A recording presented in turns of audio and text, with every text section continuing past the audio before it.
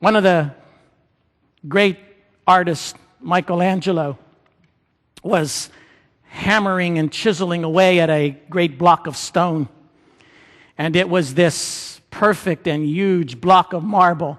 To the untrained eye, it appeared that Michelangelo was ruining that rock.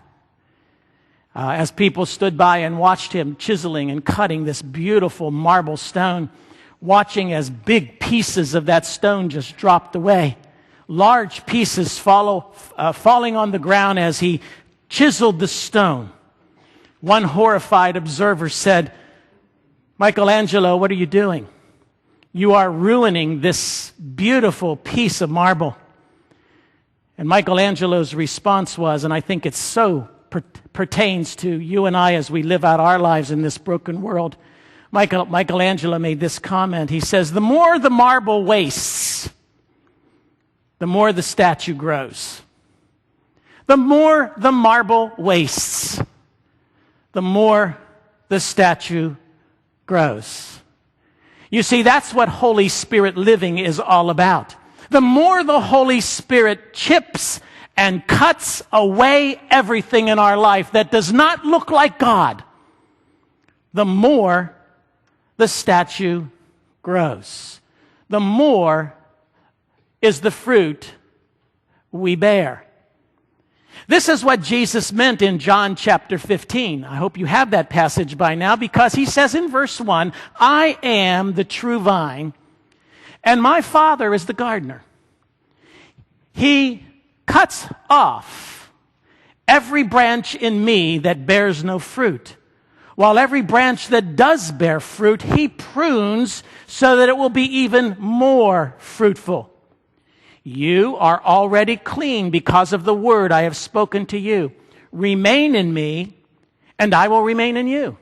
No branch can bear fruit by itself. It must remain in the vine. Neither can you bear fruit unless you remain in me. I am the vine, you are the branches. If a man remains in me and I in him, he will bear much fruit. Apart from me, you can do nothing. If anyone does not remain in me, he is like a branch that is thrown away and withers. Such branches are picked up and thrown into the fire and burned." What's he mean by all of this? The pruning, the chiseling, the pain and sorrow that God allows to come into our lives, that pruning process is always a painful process. When God chips the marble, when he prunes the vine, when he cuts back the branches, it's painful. There is even a death involved. There's a brokenness that must come as the result of this statue that's going to emerge, this diamond that's going to come out of the rough, this fruitful vine, this fruitful branch, this fruit-bearing tree does not come easily. It comes through the paradox of suffering.